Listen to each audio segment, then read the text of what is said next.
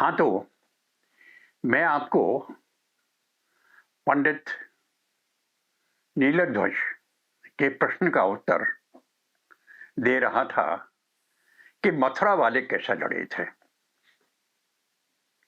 युद्ध के मैदान का वर्णन हम कर रहे थे और मैंने बताया था कि हमने अपनी गनें लगा ली थी। कोहरा छट गया था, थोड़ा थोड़ा दिखाई देने लगा था। हमने दूध पी लिया था गरम गरम। मोराल हमारा अब था, हम प्रसन्न थे। मैं चलने वाला था दांडी करीम की तरफ, तभी मैंने देखा कि हमारे बैटरी कमांडर मेजर कोचर की जीप चली आ रही है।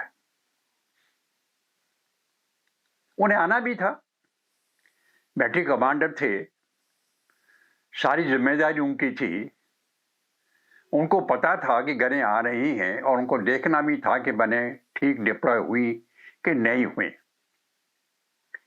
लड़ाई में सबकी जिम्मेदारी होती है और सभी अपनी जिम्मेदारी बखूबी निभाते। मैं भी खुश हो गया। जीप के नीचे उतरा, मैंने स्मार्ट सलूट दागा। उन्होंने हाथ मिलाया, गुड मॉर्निंग की हम दोनों ने। बड़े सौहार्द के साथ मिले। पूछा, सो वैम्स ऑल ओके? मैंने कहा, yes sir, all is well. थोड़ा रुके, मुझे ऊपर से नीचे तक देखा। न जाने वो कैसी निगाहें थी मेजर कोचर की जो मुझे खोज रही थी। सडनली बोले, Weems, your friend Manjeet is no more. मैं उनका चेहरा देखता रह गया। My friend Manjeet is no more का मतलब तो मैंने मुड़ के कहा, सर क्या कह रहे हो? Yes वैम्स, Manjeet is no more. मैं हक्का बक्का रह गया। मेरे पैरों तले की जमीन खिसक गई, मेरी सांस बंद हो गई। मंजीत मेरा बहुत जिगरी यार था। अभी शाम को तो मिल के आए थे, भुजाएं पसार पसार के मिले थे। बुलटुहा की जीत का हमने जश्न मनाया था साथ साथ चाय पी के। और अब मंजीत वॉज नो मोर। मैंने मुड़ के पूछा, सर हुआ क्या? मैं तो शाम को ठीक ठाक छोड़ के आया था। कि वही तो, वो जीप लेके रेकी पे गया था कनसूर के साथ, और वो जीप जो थी वो माइन फील्ड में चली गई।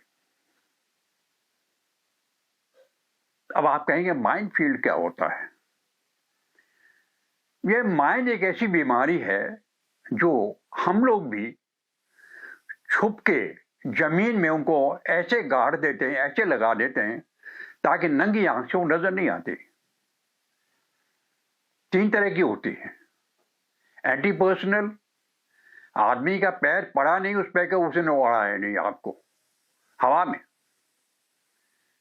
एंटी व्हीकल, जीप गाड़ी 1 टन 3 टन उसके ऊपर चढ़ी नहीं कि वो गई। और एक होती है एंटी टैंक माइन, बहुत हैवी। टैंक उस पर चढ़ जाए तो टैंक गया, उसका पता नहीं लगता। छुप के जमीन के साथ में मिला के कैमोफ्लेज करके उसको लगा देते। वही ये बीमारी थी जिसमें कनसूर की जीप घुस गई थी और उड़ गई थी। और मेजर कोचर ने कहा, जीप उड़ने के बाद में मंजीत भी जब लौट के गिरा तो एंटी पर्सन मैन पे गिरा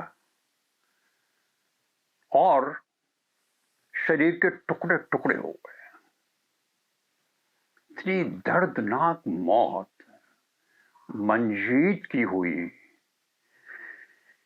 मेरी सांस बंद हो गई थी, मेरी आंखें भर आई थी। मैं रोने रोने को था, मैं बेदम हो गया था। लेकिन मेजर कोचर बोले, Weems you are getting late. Yes sir.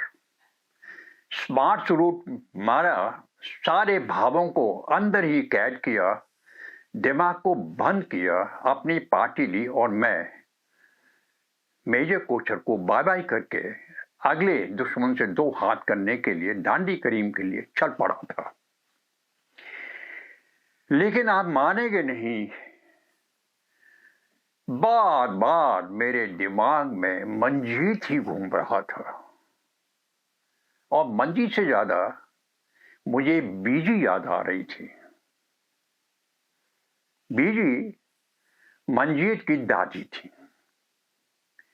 Manjeet की मां नहीं थी, उनके फादर ने दूसरी शादी कर ली थी और यूएस में सेटल हो गए थे। मंजीत को दादी ने रख लिया था। बिक्की विंड में उनका घर था, जमीन थी।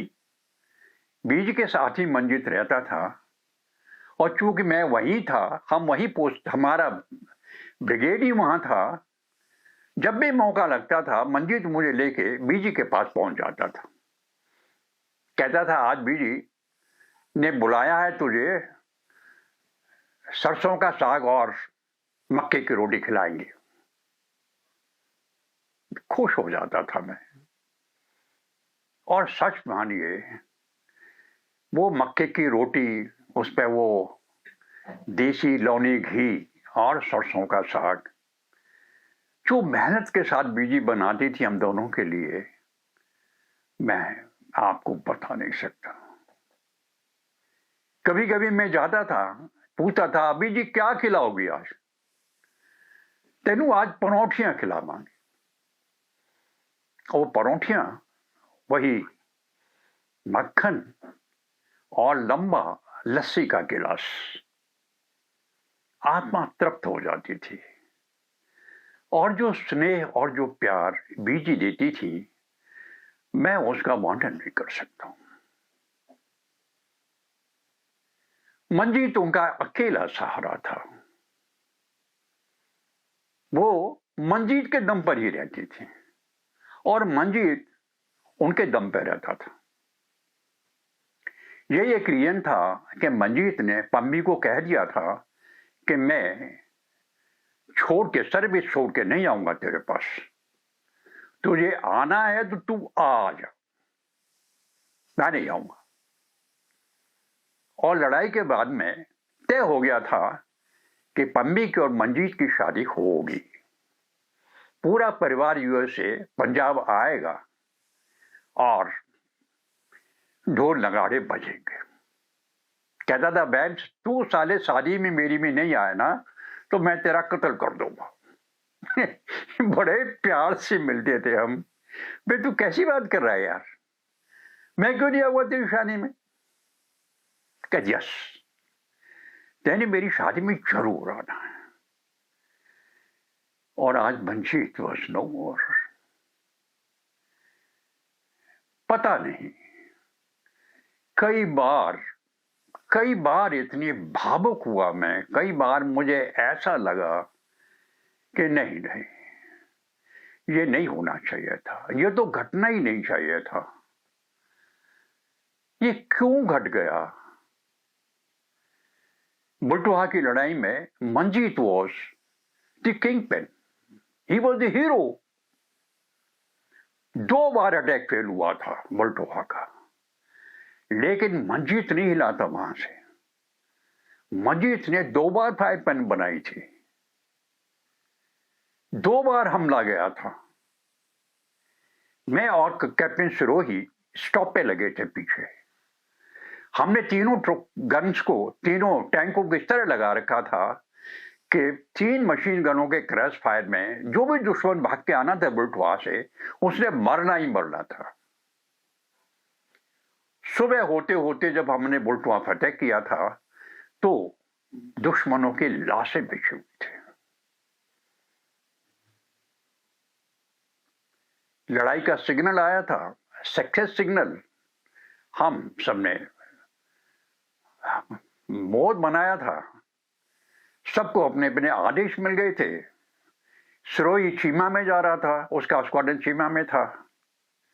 मुझे हरीके जाना था, मैंने अपना सामान उठाया था, हरीके चल दिया था। यही बात लड़ाई में जो मैं आपको कह रहा था, जिसकी ड्यूटी जहां है वही चल देता उठा के। फिर सिरोही निकल गया था, मैं हरीके चला आया था और आपको बताया कि शाम को फिर मुझे आदेश आ गए थे जलालाबाद आने के लिए, और वहां से भी कर्नल सूद को मैं बाय बाय करके जलालाबाद चला आया था। और मंजीत वॉज नो मोर। पता नहीं कितना टाइम लगा, पता नहीं हम कहां से निकले। तारोवारी ड्रेन तो मुझे याद है, वो पुल क्रॉस किया था, जलालाबाद भी क्रॉस किया था, लेकिन मैं तो बेसुध था। मेरा दिमाग तो मंजीत को भूल ही नहीं पा रहा था। मैं तो अपने आप को ही भूल गया था। और धुन में मंजीत, बीजी, कभी पम्मी, कभी उसकी शादी, कभी सरसों का साग, कभी मखतेली रोटियां, कभी परोठियां, रह रहे के मुझे याद आता रहा था। मैं कभी चुप हो जाता था, कभी खुश हो जाता था, कभी नाराज हो जाता था। और धक्के खाते खाते उस टेढ़ी मेढ़ी जमीन जो हमने जलालाबाद के साथ पकड़ी थी दांडी करीम के लिए, सामने हम दांडी करीम के पिकेट पर पहुंच गए थे, तो मुझे जैसे जगा दिया था मशीन ने। साहब पहुंच गए पोस्ट पे, और मैं भर आकर उठ बैठा था, जैसे नीचे जगा हूं, जैसे पश्चाताप से पीछा छोड़ के मैं लौट आया हूं, जैसे मैं सब कुछ भूल जाना चाहता हूं और अब आगे दुश्मन से दो दो हाथ करने की तैयारी करने के लिए मैं अपना गांडीव लेके दांडी करीम पे आ खड़ा हुआ था। अगली कहानी अगले बार। आज तक के लिए जय हिंद।